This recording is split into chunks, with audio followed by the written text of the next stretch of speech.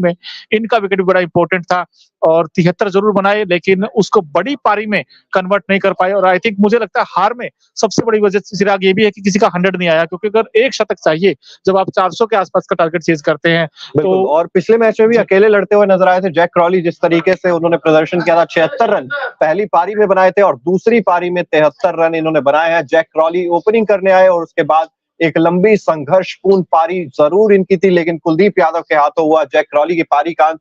और कमाल की गेंदबाजी का प्रदर्शन यहाँ पर कुलदीप यादव ने भी किया है। लेकिन उसके अलावा यहाँ पर कुलदीप यादव के आंकड़े भी आपको दिखा देते हैं। दूसरी पारी में 15 ओवर की गेंदबाजी की, 4 की इकोनॉमी से 60 रन जरूर खर्च किए, लेकिन एक बहुमूल्य विकेट यहाँ पर जैक क्रॉली के रूप में मिला कुलदीप यादव को। उसके अलावा रविचंद्रन अश्विन की बात करें तो 18 ओवर की गेंदबाजी इन्होंने भी की, 3 विकेट्स रविचंद्रन अश्विन ने भी चटकाए 72 रन देकर। लेकिन वो 500 विकेट जो है उसके लिए अब एक मैच का और इंतजार करना पड़ेगा रवि अश्विन को, क्योंकि 499 विकेट टेस्ट क्रिकेट में रविचंद्रन अश्विन के नाम है।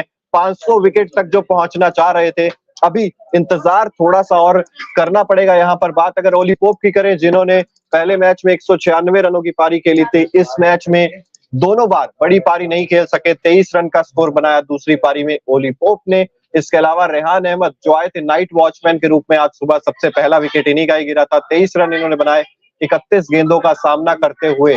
बात अगर करें कप्तान बेन स्टोक्स की, 11 रन 29 गेंदें। जब तक बेन स्टोक्स खड़े थे इंग्लैंड की उम्मीदें जिंदा थी, लेकिन रन आउट एक वो आखिरी चीज होती है किसी भी बल्लेबाज के लिए कि मैं रन आउट नहीं होना चाहता, और आज बेन स्टोक्स के साथ वही हुआ। Monu, credit I think Shreyas Iyer को देना पड़ेगा, क्योंकि अय्यर ने वाकई बड़ा शानदार थ्रो किया और वो रन आउट हुए। और आई थिंक वो विकेट अगर मैं कहूं तो अय्यर का ही विकेट था, बिकॉज अय्यर जिस तरह की फील्डिंग की, उन्होंने कैचेस भी अच्छे पकड़े हैं।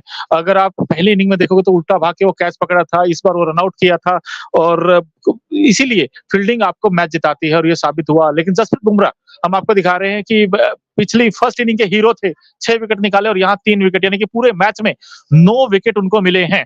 17.2 ओवर की गेंदबाजी की, 46 रन दिए, 3 विकेट झटके, कमाल की गेंदबाजी की है उन्होंने। और इसके अलावा देखिए दूसरे एंड से उनको उस तरीके का साथ नहीं मिला। जो सेकंड पेसर थे मुकेश कुमार, वो उस तरीके काबिलियत नहीं दिखा पाए इस मैच में। हालांकि उनको 1 विकेट मिला सिर्फ इस पूरे मैच में। लेकिन इंग्लैंड की बैटिंग की हम बात करते हैं, जॉनी बेस्टो, इनसे बड़ी उम्मीदें थी, तेज खेलते थे, लेकिन ये सेट होने के बाद आउट हुए। और इसके अलावा बेन स्टोक्स, अब विकेट कीपिंग इनकी काबिल तारीफ है, लेकिन बैटिंग में अभी भी कुछ कुछ वीक लिंक्स हैं इनकी बैटिंग में। 36 बनाए, 69 गेंदों का सामना किया। और बैन डेकेट का जो विकेट था कल 28 जरूर बनाए, लेकिन बैन डेकेट से बड़ी पारी की उम्मीद थी, वो नहीं खेल पाए। अश्विन ने इनका विकेट निकाला, लेकिन ओली पोप पहले मैच के हीरो थे, बड़ी उम्मीदें थी कि सेकंड मैच में फिर से वैसा अटैक स्टार्ट देंगे, लेकिन नहीं दे पाए चिराग। बिल्कुल वैसा स्टार्ट भी नहीं दे पाए मोनू। और जिस तरीके से ओली पोप से ज्यादा उम्मीदें रखी जाती है, क्योंकि पिछला मैच ओली पोप के वो 196 रन अगर नहीं होते तो शायद इंग्लैंड वो वाला मैच भी आराम से हार जाता। लेकिन वो कहते हैं ना कि हर दिन मंगलवार नहीं होता, तो हर दिन ओली पोप का बल्ला चलेगा, ये उम्मीद अगर इंग्लैंड कर रही है तो शायद ये उनकी कमी रही है। और बेसबॉल के खिलाफ ये सबसे बड़ी जंग हम इसलिए बात कर रहे हैं क्योंकि इंग्लैंड, चाहे वो पहली गेंद खेल रहे थे, चाहे वो 9 विकेट गिरने के बाद आखिरी गेंद खेल रहे थे, तरीका वही था। बेसबॉल वर्सेस टीम इंडिया का ये मुकाबला था। मोनू, पिछले मुकाबले में जीत जरूर मिली इंग्लैंड को, लेकिन क्या इस मैच में औंधे मुंह गिरा है बेसबॉल? बिल्कुल, आप कह सकते हैं, लेकिन ये भी नहीं कह सकते कि टोटली की औंधे मुंह ही गिरा, क्योंकि आप रन रेट देखोगे सेकंड इनिंग में वो अच्छी रन रेट है, 4.5-5 रन के एवरेज से रन बनाया। मतलब मोनू, जब आप मैच नहीं, अगर आप 3 की रन रेट से भी अगर आप कल 5वें दिन जाकर मैच जीत जाते, वो चीज बढ़िया थी। आप 5 की रन रेट से रन बना के मैच हार रहे हो। नहीं, एक चीज ये भी है ना कि उनको वो मन बना के आए थे कि हमें डिफेंसिव नहीं खेलना है, हमें अटैकिंग क्रिकेट ही खेलनी है। वो माइंडसेट में क्लैरिटी थी। अगर आप जरूर को देखोगे तो पहले से ही आ गए थे, वो गेंद कैसा भी आए वो मारने के लिए आए थे, वो स्टेप आउट करने के लिए। सो आई थिंक इनकी ये सोच है, नई सोच आई है। अब ये नई सोच कुछ कुछ कई इस बार काम भी किया है, लेकिन अब एक मैच से आप ये भी नहीं कह सकते कि यार इनका बेसबॉल जो है वो टोटली फेल हो गया है, क्योंकि आपने 5 सीरीज लास्ट देखोगे तो हार नहीं हुई इस टीम की, ये जीते हैं। अब 2 हारे हैं, ये एक मैच हारे हैं, सॉरी, लेकिन अगले मैच में हो सकता है यूटिलाइज कर ले बेसबॉल को और अच्छे से जीत भी जाए। बिल्कुल, अब डिपेंडेंसी रहेगी, क्योंकि पिच पर भी बहुत सारे सवाल उठाए जा रहे थे, किस तरीके की पिच तैयार करनी चाहिए। यहाँ पर वो मुझे लगता है कि थोड़ा सा बैलेंस बनाकर चलने की कोशिश की है भारत ने। जो भी पिच क्यूरेटर है उनसे यही कहा होगा कि वो रफ पैचेस जो प्रॉपर इंडियन पिचेस पे देखने को मिलते हैं वो मत दीजिएगा, लेकिन हल्के हल्के क्रैक्स जरूर छोड़ दीजिएगा। जिन क्रैक्स से रविचंद्रन अश्विन ने दूसरी पारी में मदद ली है, कुलदीप यादव ने कुछ मदद ली है, लेकिन जसप्रीत बुमराह मुझे लगता है ये जसप्रीत बुमराह और एंडरसन की कमाल ही थी, वरना ऐसा कोई पेसर होता नहीं है जो ऐसी विकेट्स पे इतनी ज्यादा विकेट्स आपको दिला दे। बिल्कुल, नो डाउट, क्योंकि दोनों ने वो जो एक्सपीरियंस का यूज किया है खासकर, और एक तारीफ तो मैं यहाँ पर टीम मैनेजमेंट की भी करना चाहूंगा, उसमें कोच राहुल द्रविड़ भी हो, चाहे कैप्टन रोहित शर्मा भी हो, उन्होंने ये दिखाया है जिगरा कि हम भाई हम फ्लैट विकेट पे जाएंगे, पाटा विकेट पे जाएंगे, हम नहीं बना रहे इस बार गड्ढे। हम लोग कहते हैं ना गड्ढे बना के आप 3 दिन मैच खत्म करोगे, लेकिन उन्होंने फ्लैट विकेट दिया है कि अगर आप में दम है तो जीत कर दिखाओ, simple as it is line ये है। लेकिन चिराग इसलिए, लेकिन तारीफ इसलिए इंडियन पेसर्स की भी करनी पड़ेगी, बॉलिंग की करनी पड़ेगी कि फ्लैट विकेट पे विकेट्स निकाले उन्होंने। अश्विन को हमें लगा था फर्स्ट इनिंग में विकेट नहीं मिले थे, उनको उतनी मदद नहीं मिली थी, लेकिन सेकंड इनिंग में उन्होंने 3 विकेट निकाले। बुमराह ने अच्छी गेंदबाजी की और उस तरीके की मदद नहीं थी, तब भी भारतीय गेंदबाजों ने मतलब हल्ला बोला। चिराग, ये आपको बात माननी पड़ेगी। बिल्कुल बात माननी पड़ेगी, और तरीका वही है इंग्लैंड का खेलने का। इस पर बहुत सारी चर्चा होगी, हम भी बहुत सारी चर्चा करेंगे, क्योंकि बहुत समय अगले मैच में। सबसे पहले तो ये चीज है कि 15 फरवरी को वो जो है राजकोट में आपको मैच खेलने जा रहा है, उससे पहले 10 दिन का समय है आपके पास, और 10 दिन राजकोट वाले टेस्ट मैच की भी बात होगी, और ये विशाखापट्टनम में जो टेस्ट मैच खेला गया इसकी भी बहुत सारी बातें होने वाली हैं कि आखिर ऐसा नहीं है कि टीम इंडिया इस मुकाबले को जीत गई और बहुत ज्यादा खुश होगी अपने ड्रेसिंग रूम में। यहाँ पर कुछ कमियां भी हैं जिन पर रोशनी डालने की जरूरत है। मेरे हिसाब से बहुत सारे पॉजिटिव्स जरूर आए। सबसे पहले मैं शुभमन गिल की बात करना चाहूंगा। मोनू, ये पारी डिसाइडिंग फैक्टर आप कह सकते हैं इस मैच के लिए हुई है एक तरीके से, और इनके करियर के लिए भी, क्योंकि एक समय वो मीडिया रिपोर्ट्स बता रही थी, अल्टीमेटम मिल गया था कि आप जाइए रणजी का मैच के लिए और फिर वापसी कीजिए। ये आखिरी मौका था शायद शुभमन गिल के पास, उसमें दमदार शतक लगाया। दूसरी पारी में शुभमन गिल के अलावा कोई भी बल्लेबाज नहीं चला, कमाल की बल्लेबाजी। बिल्कुल, नो डाउट, कमाल की बल्लेबाजी। और कई बार जब आपके ऊपर प्रेशर आता है तो वहीं पर पता चलता है आप कितने बड़े प्लेयर हैं, क्योंकि इनके ऊपर जब प्रेशर आया तो इन्होंने रन बना के दिखाए हैं। आई थिंक क्रेडिट देना चाहिए इनको, और ये अच्छे बैट्समैन है, नो डाउट टैलेंटेड बैट्समैन है, और उन्होंने वैसा ही कुछ दमखम दिखाया है, शुभमन गिल ने भी। लेकिन आप इस मैच में कौन आपको बड़ा हीरो लगता है, वैसे वो भी मैं पूछना चाहता हूँ आपसे भी, और जितने लोग हमारे साथ हैं, आपको क्या लगता है यार सबसे बड़ा हीरो कौन है इस मैच का? क्या वो यशस्वी जायसवाल है जिन्होंने 200 बनाया? क्या वो जसप्रीत बुमराह जिन्होंने 6 विकेट झटके? क्योंकि अगर उनके 6 विकेट नहीं आते, 9 विकेट पूरे मैच में लिए हैं। बिल्कुल आपने सही याद दिलाया, 3 विकेट इस इनिंग में लिए हैं, तो 9 विकेट क्या बुमराह या जायसवाल या फिर शुभमन गिल? क्योंकि शुभमन गिल के भी डिसाइडिंग फैक्टर रही थी ये इनिंग, क्योंकि ये 100 नहीं आता तो आप सोचिए 104 बनाए इंडिया, कितने से जीता है? 106 से जीता है, सिर्फ 2 रन का ही तो मार्जिन है। सो आई थिंक ये भी आपको देखना पड़ेगा। और तीसरी चीज, क्या अय्यर तीसरा मैच आपको लगता खेलेंगे? क्योंकि उनका, आपने ना बहुत सारे सवाल दाग दिए मेरे ऊपर एक साथ, एक एक करके मैं चाहता हूँ कि आप पहले तो मुझे ये बताइए मैच का हीरो कौन है आपके पॉइंट ऑफ व्यू से? देखिए, मेरे पॉइंट ऑफ व्यू से मैच का हीरो आप वो कह सकते हैं कि यशस्वी जायसवाल थोड़े से मेरे हिसाब से रेस में आगे चलेंगे, क्योंकि पहली पारी जहां पर टीम इंडिया ने 396 बनाए थे, वहां पर जो दूसरा हाईएस्ट स्कोर था किसी बल्लेबाज का वो शुभमन गिल का था, 34 रन। एक तरफ 209 और उसके बाद सिर्फ 34 रन। इस बात से आप अंदाजा लगा सकते हैं कि यशस्वी जायसवाल की उस पारी की अहमियत क्या है। लेकिन नो डाउट जसप्रीत बुमराह, अगर वो विकेट्स 6 ना होते उनके खाते में तो शायद ये मैच आप तब भी हार सकते थे।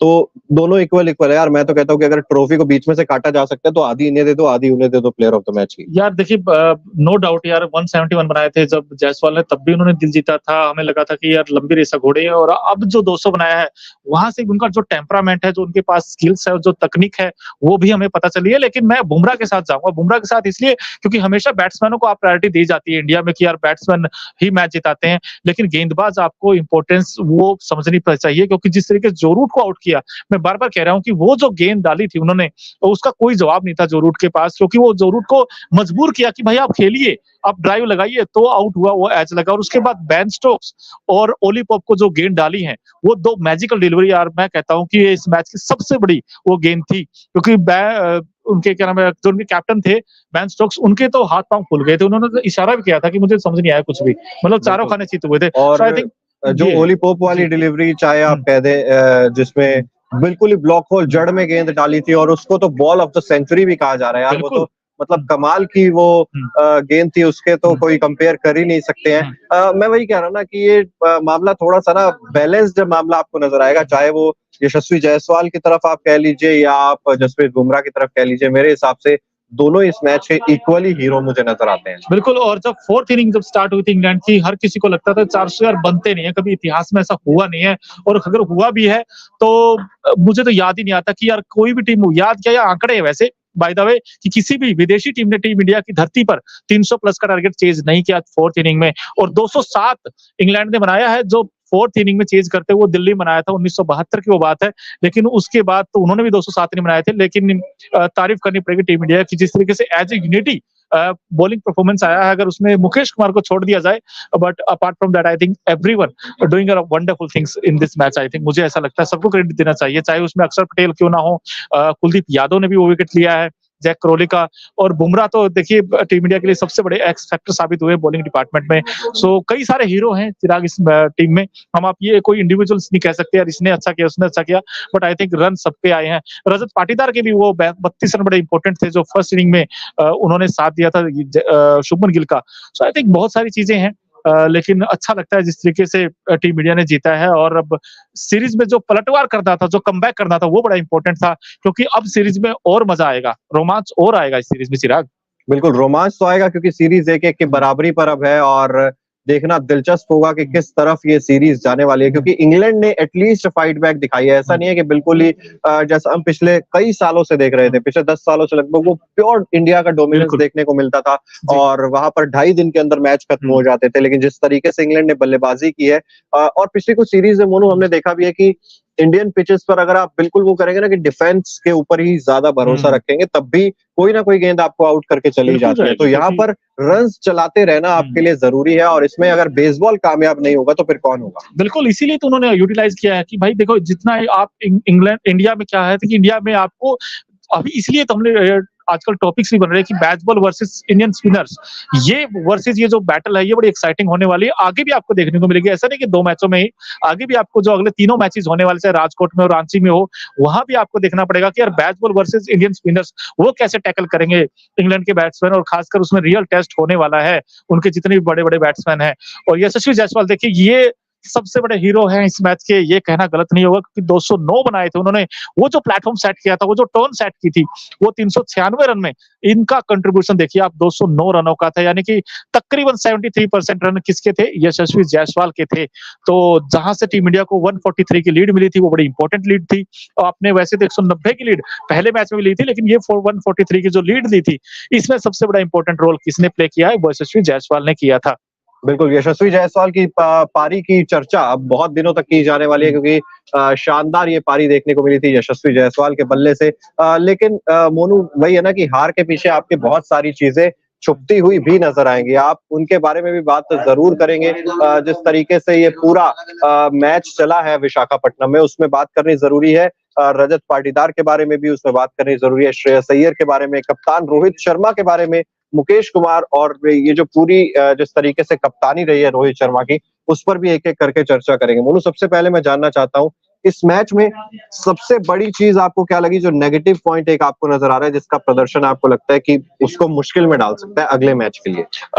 2-3 है। एक तो मुकेश कुमार का है यार, क्योंकि बहुत सवाल उठे थे कि क्या टीम इंडिया को मुकेश कुमार के साथ जाना चाहिए, वॉशिंगटन सुंदर के साथ जाना चाहिए। मेरा तो अभी मानना है कि जब आप बैटिंग पहले करते हो और इस विकेट के ऊपर, तो आई थिंक आप एक पेसर के साथ भी जा सकते थे, और वॉशिंगटन सुंदर आपको बैटिंग और डेप्थ भी देते थे, और हो सकता है विकेट भी निकाल देते, जैसे अक्षर पटेल ने एक विकेट लिया। सो आई थिंक ऑलराउंडर के साथ आपको जाना चाहिए था वॉशिंगटन सुंदर के साथ। अब मुकेश कुमार को आपने लिया, मुकेश कुमार बड़े महंगे साबित हुए हैं दूसरी इनिंग में। अगर आप देखोगे तो उनकी तो जो इकोनॉमी है वो T20 जैसी है, तो आपको ये चीज सबसे डिसअपॉइंट किया मुझे। और दूसरी चीज जो बड़ी इंपॉर्टेंट है, केएस भरत।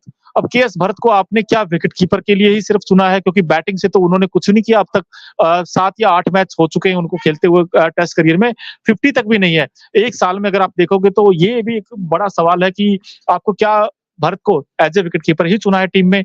और नंबर 3 जो सबसे इंपॉर्टेंट है, श्रेयस अय्यर। भाई हमें अय्यर से बड़ी पारी की उम्मीद थी, लेकिन अय्यर का तो जो एवरेज है वो 20 से भी नीचे है। सो आई थिंक ये चीज, और ये देखिए ना, श्रेयस अय्यर के बारे में एक चीज और है मोनू की, पहले हम बात कर रहे थे कि शुभमन गिल का बाहर होना लगभग तय हो चुका है, क्योंकि विराट कोहली अगर तीसरे मैच में वापसी करते हैं तो फिर शायद शुभमन गिल का पत्ता कट जाना था, लेकिन ये शतक उन्हें आगे सरवाइव करने के लिए एक मौका दे चुका है। तो ऐसे में जो लिस्ट में अगला नंबर था ना, वो कहते हैं कि अगर ये नहीं कटेगा तो फिर कौन कटेगा, तो उसके लिस्ट में जो अगला नंबर होता है, नंबर उसका आ जाता है। तो फिर ऐसे मुझे लगता है अब श्रेयस अय्यर को अगले टेस्ट मैच से बाहर बैठना पड़ सकता है, अगर विराट कोहली वापस आ रहे हैं तो। और दूसरी चीज ये भी है कि जब आपके पास इतनी अच्छी बैटिंग सरफेस है और गोल्डन अपॉर्चुनिटी थी कि आपको ऐसा नहीं कि आपको रन का चेज का पीछा करना, आपकी फोर्थ इनिंग है, आपने आराम से सेकंड इनिंग है, आपके पास 250 के तकरीबन आसपास लीड है आपकी, तो चिराग वहां पर वो शॉट बनता नहीं था जो उन्होंने खेला था। वो ये हम मानते हैं श्रेयस का स्टाइल है वो खेलने का शॉट की, कई बार उनको रन भी मिलते हैं, छक्के भी मिलते हैं उनको उस शॉट से, लेकिन वो शॉट ना खेलकर अगर आप अलोंग द ग्राउंड खेलते, स्ट्राइक रोटेट करते रहते, एक बड़ी पारी में बनाते, उसको बिल्डअप करते, जैसे शुभमन गिल ने किया। शुभमन गिल के ऊपर प्रेशर था, बट शुभमन गिल के लिए वो जो डीआरएस था वो एलपीडब्ल्यू आउट हुए थे, लेकिन शुभमन गिल ने इस तरीके का बड़ा शॉट खेलकर आउट नहीं हुए। वो उनकी अच्छी बात ये थी, जब तक उनकी 50 नहीं हुई थी तब तक वो आराम से शॉट्स खेल रहे थे, बैकफुट पे अच्छा खेल रहे थे, लेकिन जैसे 50 बनी उनमें वो उम्मीद जगी कि हाँ 50 हो चुके मेरे, तब जाके उन्होंने स्टेप आउट किए। लेकिन अय्यर तो 30 या 20 बनते ही स्टेप आउट करना स्टार्ट कर दिया। आई थिंक ये थोड़ा रॉन्ग सिलेक्शन मोनू, था। जब आप इंडियन कंडीशंस में खेल रहे हो, खासतौर पर ऐसे विकेट पर जहां पर कुछ कुछ गेंदें घूम रही हैं, आपको ना ये चीज समझनी होगी। अब ये बहुत सारी चर्चा होती है, इस पर विवाद भी होता है कि बेसबॉल क्रिकेट आखिर है क्या। आप स्टेप आउट करके हर बार छक्का मारे, क्या ये बेसबॉल क्रिकेट है, या आप समझदारी से स्टेप आउट करके सिंगल भी निकाल सकते हैं। अब पुजारा क्या करते हैं, विराट कोहली क्या करते हैं, ऐसा नहीं है कि जब भी स्टेप आउट करेंगे तो छक्का ही मारेंगे। स्टेप आउट करके वो लॉन्ग ऑन की तरफ टहला दिया, मिड ऑन की तरफ टहला दिया, या लॉन्ग ऑफ की तरफ टहला दिया तो सिंगल के लिए। तो स्टेप आउट करना मतलब ये कमिटमेंट आप लेकर पहले ही क्यों चल रहे हो कि मैंने स्टेप आउट किया तो मुझे छक्का ही मारना है। गेंद की पिच पर पहुंचने का मतलब ये कतई नहीं होता कि आपको उड़ाना ही है। आपको गेंद की पिच पर अगर आप पहुंच रहे हैं हर बार, तो आप सिंगल्स डबल्स भी चला सकते हैं। अब ये किस तरफ, किस सोच से वो उड़ाने की तरफ जो रूट ने सोचा, किस तरीके से श्रेयस अय्यर ने उड़ाने की तरफ सोचा, ये समझ से परे है। बिल्कुल, शुभमन गिल ने भी यही किया। शुभमन गिल ने स्टेप आउट किए थे, लेकिन